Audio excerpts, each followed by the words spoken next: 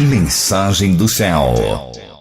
Queridos, vamos aqui a uma pergunta importante de um querido meu, que é uma pergunta de muitos que já me fizeram, não é? Sobre da onde a Igreja Católica tirou que os santos intercedem pela gente, não é? Da onde que veio essa história de canonização e de que os santos ali no céu estão intercedendo pela gente, não é, queridos? Amados, isso veio porque as Escrituras, quando foi traduzida para cá, usou essa infeliz palavra, não é? Essa palavra em neurolinguística, a palavra santo, ela não tem nada a ver com a realidade da palavra, não é? Porque ela se torna uma palavra subjetiva. É a mesma coisa que eu já expliquei para vocês sobre anjo, não é? Então imagina que você levanta as mãos para o Eterno e fala santo, santo, santo, não é?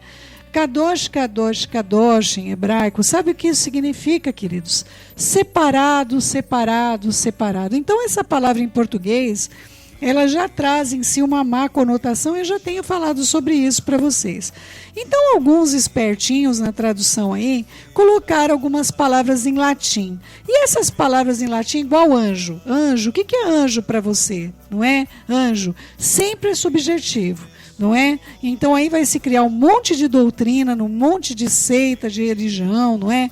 Porque a palavra anjo significa, em hebraico, já expliquei para vocês, não é? Malar, malar. Malar quer dizer mensageiro, queridos, não é? Então Yeshua é mensageiro, os líderes das congregações são mensageiros, não é? Aí vem uma doutrina toda estranha, dizendo assim, olha, os pastores são anjos. Gente, todo aquele que traz a palavra do Eterno é mensageiro, não é? Os profetas são mensageiros e Yeshua é mensageiro, não é? Então o que acontece? A partir do momento que você começa a usar essas palavras que não significam nada para você, te cria uma imagem subjetiva na sua mente, você perde a noção da realidade. Você entra no mundo subjetivo, no mundo onde aquilo nada faz sentido. Lamentavelmente, não é? O nome dos separados desse mundo, não é? Que a palavra é essa, não é? Se a pessoa estivesse ali orando, Kadosh, Kadosh, Kadosh, ela estaria dizendo separado, separado, separado. O Eterno é separado de tudo isso aqui. Não adianta querer colocar ele dentro do contexto do que nós vivemos, porque o Eterno é santo, ele é separado, ele é Kadosh, ele é separado de tudo isso aqui, não é? E aí o que acontece? De vez de colocar os separados, colocou os santos, não é? Traduziu a palavra separado, que é a palavra Kadosh, separado, e aliás o Eterno é 3 vezes separado, não é? Ele é Kadosh, Kadosh, Kadosh, nós somos apenas Kadosh, o máximo que nós conseguimos é nos tornar Kadosh, uma única conjugação de Kadosh. No hebraico, queridos, é complicado assim, por exemplo, eu vou dizer para você, aquela pessoa, ela é santíssima, não é? Ou aquela pessoa é santíssima. No hebraico, esse santíssima vai se erguer apenas até 3 colocações. E essa terceira colocação sempre é o Eterno. Então o Eterno é Kadosh, Kadosh, Kadosh. Ele é santo, santo, santo. Ele é diferente, ele é separado. Ninguém jamais esteve na presença dele, dada essa separação que nós chamamos de santidade, e o único que esteve ali foi Yeshua, não é? Os outros querubins, não é? Para ter uma noção, os querubins, os querubins, o queruvim, os serafins, eles se cobrem, queridos, eles não veem o Eterno, eles cobrem os olhos, eles cobrem o corpo com as asas, não é? Então, assim, Yeshua é o único ser que pôde entrar na presença do Eterno e estar conosco, trazendo essa grande revelação, e a própria Ruach, que a tudo perscruta, por causa da maneira que ela foi realizada, ela foi o compêndio do qual a essência da Ruach HaKodesh, do Espírito do Santo não é? Então, olha só, Vamos lá, queridos, eu vou ler para vocês das duas maneiras que estão, tá bom? 2 Coríntios 9:1, ora, quanto à assistência a favor dos santos, é desnecessário vos escrever. Vou ler de novo. Ora, quanto à assistência a favor dos separados, é desnecessário vos escrever. Ora, quanto à assistência do favor daqueles que se separaram deste mundo, que não fazem parte desse mundo, eu não preciso falar. 2 Coríntios 9:12, porque o serviço dessa assistência não só supre a necessidade dos santos, mas também redunda em muitas glórias a Deus, não é? Vou ler novamente 2 Coríntios 9:12, porque o serviço da assistência não só supre a necessidade dos separados, mas também redunda em muitas glórias a Deus. 2 Coríntios 13:12, saudai-vos uns aos outros com ósculo santo, todos os santos vos saúdam, não é? Então, a Igreja Católica, né, saudai-vos aos outros com um beijo sagrado e todos os separados vos saúdam. O beijo também era separado, tá, queridos? Não era um beijo sexuado, não era um beijo erotizado, era um beijo diferente dos beijos que a gente acaba tendo quando nos encontramos, quando nós... eu acredito que era muito parecido com o que nós fazemos. Quando nós terminamos os serviços, nós nos cumprimentamos e normalmente nos cumprimentamos com esse beijo separado dos demais. Nós não beijamos a ninguém como nós beijamos ali. Inclusive eu e meu marido, nós temos feito Kabbalat Shabbat sozinhos e às vezes tem algum dos nossos filhos que estão conosco, mas realmente ali quando nos abraçamos e nos beijamos é diferente. É um beijo que nós temos somente para o serviço, é um beijo... separado, é um beijo separado dos demais, não é? Efésios 1:1, Shaul, apóstolo de Yeshua HaMashiach, pela vontade do Eterno, aos santos que vivem em Éfeso, fiéis a Yeshua o Messias. Então, o que acontece, queridos? Como os santos, peça aos santos que interceda, e tem vários lugares que está escrito isso, a Igreja Católica tomou propriedade sobre essa palavra tão subjetiva e subliminar, neurolinguisticamente não compreendida pela mente da maior parte dos ocidentais, e ela veio apresentar esse paralelo como se os santos que estão lá no céu intercedem por nós, não é? Queridos, olha, é importante que vocês possam compreender como é que isso se deu. Por algum tempo, textos como esse de Efésios 1:18, iluminados os olhos do vosso coração, para saberdes qual a esperança do seu chamamento, qual a riqueza da glória da sua herança nos santos, não é? Então, essa colocação, queridos, deu entendimento para muita gente de que os santos estavam no céu intercedendo pelos seres humanos aqui na terra. Não é verdade isto. Não é verdade isso. Não tem base nas Escrituras que eles estejam intercedendo. Nós vamos ver duas colocações de almas que partiram da terra dos viventes, não é? E que não têm contato conosco. Nós vamos ver duas colocações importantes. Eu já disse para vocês que não é uma parábola. A morte de Lázaro, o mendigo, e do rico não é uma parábola. Yeshua jamais falou em nome próprio nenhuma das parábolas dele. Aqui é uma narrativa. E nós vamos ver aqui, olha só, Lázaro está ali junto com Avraham Avinu, em Lucas 16, de 19 em diante, e o rico pede, continua prepotente, viu, queridos? O rico está pedindo para Avraham que ele possa mandar o Lázaro, não é? Molhar o dedo na água para que ele se refrescasse no rio que estava ali, naquele lugar onde nossas almas iam anteriormente, antes da vinda de Yeshua, para o Sheol.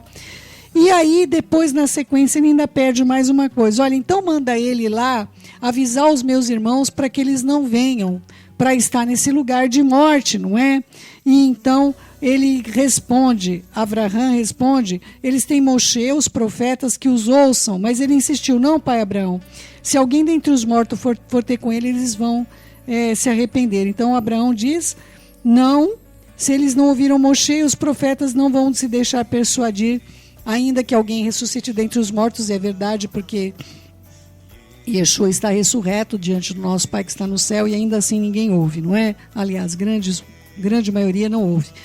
E outra colocação, queridos, que é uma única colocação que tem dentro das Escrituras, onde as almas, elas estão embaixo do trono, não é? As almas estão lá embaixo do trono do Pai, não é? E elas estão clamando, não é? Elas estão ali diante do Pai, não sei se vocês vão lembrar disso. As almas estão, eu perdi aqui a referência, rapidamente, eu vou pegar ela aqui rapidinho, não é? Porque olha só a certeza que nós temos de que essas almas, elas não tinham contato, não é? Elas não tinham contato com o que acontecia na terra dos viventes, porque elas só militam em causa própria. Apocalipse 6, Risgalo 6, nós estudamos sobre isso, não é? Olha só o que diz aqui as Escrituras. Versículo 9. Quando ele abriu o quinto selo, eu vi debaixo do altar aqueles que tinham sido mortos por causa da palavra do Eterno, não é? E por causa do testemunho que sustentavam de Yeshua. E eles clamavam com grande voz, dizendo: olha o que eles estão clamando, eles estão orando, estão intercedendo, mas olha o que eles estão orando. Olha, preste atenção. Até quando, ó soberano Senhor, santo verdadeiro, não julgas nem vingas o nosso sangue dos que habitam sobre a terra? Então a cada um deles foi dada uma vestidura branca e disseram que repousassem ainda mais por um pouco, se aquietassem, se acalmassem por mais um pouco, até que também se completasse o número dos conservos dos seus irmãos que seriam mortos igualmente como eles foram. Queridos, essas pessoas, as almas, não estão clamando por nós. Elas estão clamando até quando o julgamento não aconteceria, porque elas estão vendo o que está acontecendo aonde? Onde elas estão agora. Elas não têm mais contato com o que estava acontecendo aqui na Terra, queridos, para poder estar intercedendo pela gente. Elas têm contato com o que está acontecendo na realidade, ali, agora. E outra coisa, elas estão vendo, diante dela, elas conseguem ver, olha que coisa terrível, não é? A gente vai ter essa noção de que lá no céu, independente deles não terem noção do que está acontecendo aqui na Terra, mas eles têm noção do que vai acontecer com aqui, porque eles sabem o que está acontecendo lá em cima. Vamos ler aqui, risgá-los, queridos. Olha só, risgá-los novamente, Apocalipse 12. Olha só o que está acontecendo lá no céu. Olha só. Houve então uma guerra no céu, e Miguel e os seus mensageiros pelejaram contra o dragão. Também pelejaram o dragão e os seus mensageiros. Todavia não prevaleceram, nem mais se achou no céu o lugar deles. Foi expulso o grande dragão, a antiga serpente que se chama Diabo e Satanás, o sedutor de todo mundo, e ele foi atirado à terra, e com ele também os seus mensageiros. Então eu ouvi uma grande voz proclamando: agora veio a salvação, o poder do reino do nosso Deus, e a autoridade do seu Messias. Pois foi expulso o acusador dos nossos irmãos, o mesmo que os acusa de dia e de noite diante do nosso Deus. Então eles têm consciência, eles estão dizendo que são nossos irmãos. Foi expulso o acusador dos nossos irmãos, então certamente isso são almas que estão falando, queridos, porque estão chamando a gente de irmãos. Eles, pois, o venceram por causa do sangue do Cordeiro e por causa da palavra do testemunho que deram, e por meio, mesmo em face da morte, não amaram a própria vida. Por isso festejem ao céu e todos que estão habitando aqui conosco, mas ai da terra e do mar, porque o diabo desceu até vós, cheio de grande cólera, sabendo que pouco tempo lhe resta. Ou seja, eles viam o ódio de Ra-Satã sobre as vidas humanas, e quando eles estavam lá, e ele estava lá, então imagina o ódio dele caindo aqui, por meio de uma guerra que vai haver nos céus, e nós vamos ver isso, porque nós vamos ver as estrelas caindo do céu sobre a terra, não é? Nós vamos presenciar isso visivelmente, nós vamos ver isso acontecer, essa guerra no céu, eu e você vamos ser testemunhas oculares, não é? Os telescópios todos apontados para o céu já estão aguardando isso, não é? E é importante que você possa compreender que é mais fácil a ciência acreditar nas escrituras do que os crentes, porque cada doutrina que eu vejo, queridos, é de assustar. não é? Então é importante vocês compreenderem que eles têm acesso ao que está acontecendo lá na dimensão deles. Assim como nós não temos acesso ao que está acontecendo nesse momento, nessa dimensão que nós chamamos de céu, assim quem está nessa dimensão que chama-se céu não pode ter contato com a realidade do que está acontecendo conosco neste momento.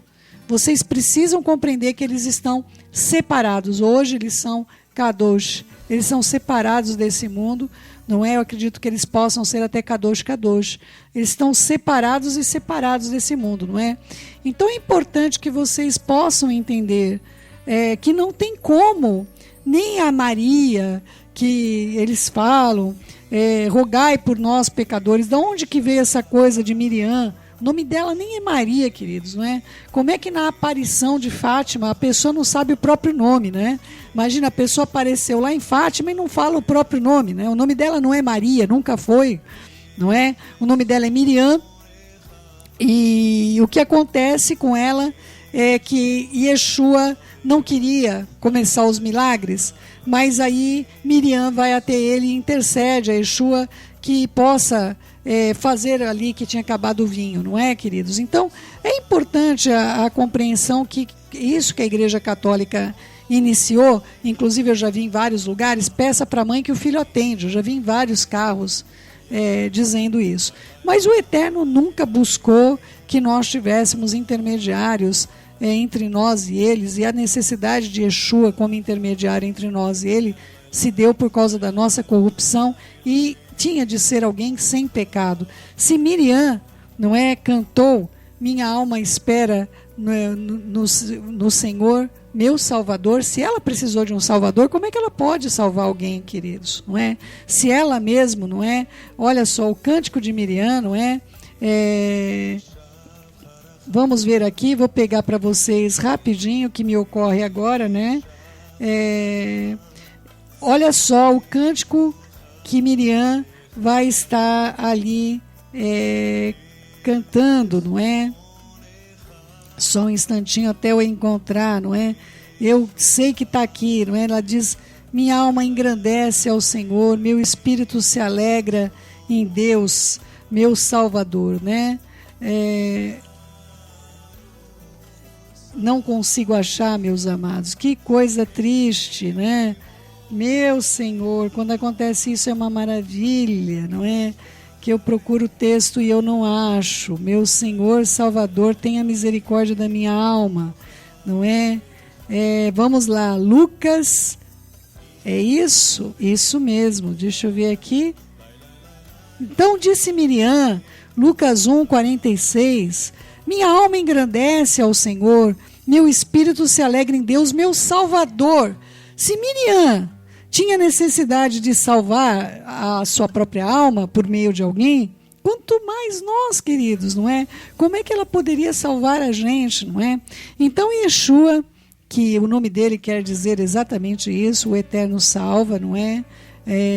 Aliás, o mensageiro, quando vai falar, ele fala um trocadilho, isso é uma coisa bem hebraica, queridos, as palavras se parecem, não é? Então o mensageiro vai dizer Yeshua e Yeshua, não é? Porque Yeshua será a salvação, não é? A palavra Yeshua e Yeshua são muito parecidas, não é? Então, quando Gabriel, que você conhece como Gabriel, chegou a Miriam e disse esse trocadilho, porque Yeshua e Yeshua, ou seja, Yeshua é a salvação. Então é importante que vocês possam compreender isso. Se uma pessoa como Miriam precisou de ser salva, como ela poderia nos salvar, queridos, não é? Como ela poderia nos salvar? Então a nossa relação com Yeshua é única, não existiu outro ser gerado do Pai, não é? E foi daí que a Igreja Católica, a partir do momento que Miriam pede a Yeshua que faça a multiplicação, na verdade a transformação da água em vinho, a Igreja Católica tomou por posse a intercessão dos santos, não é? Então, amados, que nós possamos ter o entendimento que somente o Eterno salva, não é? O nome de Yeshua diz exatamente isso, deixando claro que o plano de salvação não procedeu dele, mas procedeu do Pai que está no céu. Então, que você possa ter entendimento que as almas que lá estão, elas não têm contato com a nossa dimensão. Aliás, elas têm tanto contato com a nossa dimensão como nós temos com a dimensão deles. Aí vem a outra pergunta que me fizeram, Céu, e essas pessoas que invocam os mortos, não é? Quando as escrituras dizem que nós não devemos invocar os mortos. Queridos, existe muita coisa entre isso que vocês não sabem. Mas nós sabemos que a Satã pode se transformar em anjo de luz, não é? Ele pode se transformar num mensageiro de luz. Eu tenho de usar a palavra anjo, senão vocês não sabem do que eu estou dizendo, queridos. Mas eu cotidianamente não uso esse termo. Eu uso para você aqui, porque esse termo só veio para bagunçar a nossa cabeça, não é? Então o que acontece? Nós vemos algumas coisas ocorrendo, queridos, onde os próprios Shedim, não é, os demônios, eles veem o que está acontecendo aqui. Então, por exemplo, vamos supor, eu chamava o meu filho de Mitchell, né? Aí vamos supor que o meu filho apareça aí alguém dizendo, olha, o seu filho quer falar com você. Apareceu, viu, queridos? É impressionante. Os obreiros da iniquidade, eles operam, não é? E aí vem assim alguém lá e vem falar comigo e diz, mãe, sou eu, o Mitchell. Queridos, isso daí até alguém que convivia comigo sabia que eu chamava o meu filho de Mitchell, não é? Então é assim que as pessoas são seduzidas por meio de coisas que elas viveram, que o Shedim, os demônios, não é? Eles têm acesso a essa dimensão, total acesso, queridos, a essa dimensão, não é? É importante você compreender isso para que você não seja enganado e enganada. Tem muitas pessoas aí recorrendo, não é? Principalmente pessoas que perdem alguém que ama, fica revoltadinho, não é, com o pai, e aí vai atrás de centro espírita, vai atrás de todos esses enganos. Então as pessoas desavisadas, não é, acaba procurando esse tipo de situação. E essas coisas realmente vão trazer sobre cada um de nós o peso. E todas as vezes que vocês vão nesses lugares, vai estar tratando de pesos espirituais que você não vai saber lidar posteriormente. Então que o Eterno possa lhe guardar. Os santos não têm contato com a gente, nem nós para eles, nem eles para a gente. Nós não podemos ter contato com eles, nem eles conosco, não é? Os mortos, nós não devemos invocá-los. Nós podemos estar invocando aí a Shedim, a demônio, não é? Cuidado com a sua vida espiritual, com o que você faz, não é? Recentemente veio aí esse negócio aí de invocar lá o patrão das panteras, né, queridos, né? O patrão das panteras, lembra, queridos, as panteras, aquele seriado, recentemente foi feito um monte de filme, diz que o patrão dela chama Charlie, né? Charlie, né? Então aí as crianças começaram a invocar, isso é um filme, queridos, é um filme, começou essa bobeira aí com o filme, mas aí o Shedim, os demônios vão se apropriar para poder se manifestar na vida das pessoas, porque o Eterno já falou para a gente não invocar o sobrenatural sobre nossas vidas, vai estar invocando coisas que estão acima do nosso entendimento, e as crianças desmaiadas, sendo levadas em macas ali daquelas escolas, uma febre no nosso país e no mundo todo. Então, amados, cuidado de abrir a caixa de Pandora. Depois você não consegue fechar mais. Aí vai pedir socorro para o Eterno, não é? Agora estão relançando filmes como Poltergeist, coisas aí. Queridos, cuidado. Olha, o que eu passei na época daquele filme, o Fred Hambúrguer, né? Porque o Fred Krueger tinha cara de hambúrguer para mim, né, queridos? Todo amassado daquele jeito. Queridos, aquilo abriu portais espirituais sobre a vida de muitas crianças, muitos jovens. Vocês não têm noção. De inocente, aquele filme não tinha nada. Então, tomem cuidado, queridos, com essas ministrações sobre a vida de vocês. Abrir a porta é fácil. Fechar depois é muito difícil. Cuidado com o que você permite que entre no seu espírito. Não invoque os mortos. Os santos não podem, de maneira nenhuma, ter contato com você. Isso não é bíblico. Não se encontra em lugar nenhum das Escrituras. Ah, Céu, mas na Bíblia Católica tem o livro de Macabeus que ensina a gente a missa do 7º dia. Verdade o que você está dizendo, não é, meu querido, minha querida? Porém, isso é contrário a tudo que o Eterno falou. Tudo que o Eterno nos disse para fazer. Isso é contrário a tudo que ele nos ensinou. Há grandes linhas dentro do judaísmo que são espiritistas, queridos. Cuidado. Nem todo aquele que se diz de judeu verdadeiramente o é.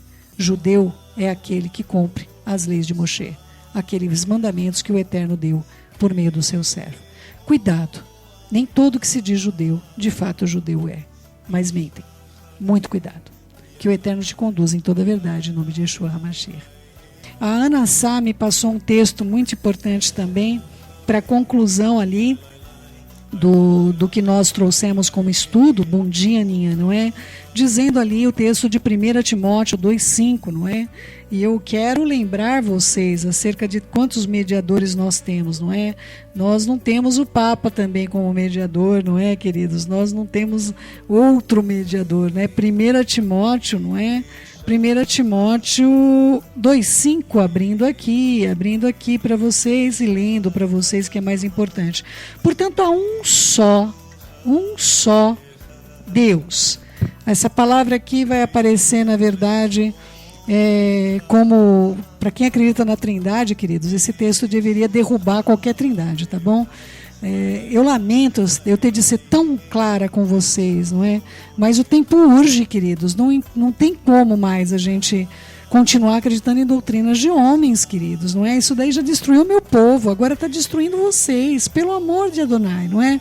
Porque há um só Elohim, não é? Sob os Elohim, esse Elohim maiúsculo, há um só Elohim e um só mediador entre este Elohim e os homens, que é Yeshua o Messias, não é? O qual a si mesmo se deu em resgate por todos, não é? O testemunho que deve se prestar nos tempos oportunos. Então, amados, é importante nós compreendermos que não existe outro mediador, não foi nos dado outro mediador, não é? Assim como não nos foi dado um outro Deus que não seja o nosso Deus, amados.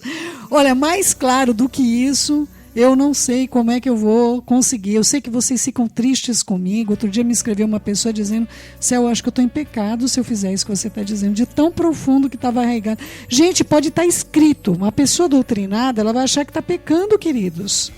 Ela lê um texto desse, há um só Deus, ou seja, ele não é o mediador, ele é o Deus, tudo bem? Há um só Deus e um só mediador maiúsculo entre ele e os homens, que não é o Deus, é o mediador, não é? É complicado, não é? Se ele é o príncipe da Shalom, quem é o rei da Shalom? Eu acredito que todos aí já devem ter deparado com essa doutrina, não é? Principalmente os que vieram aí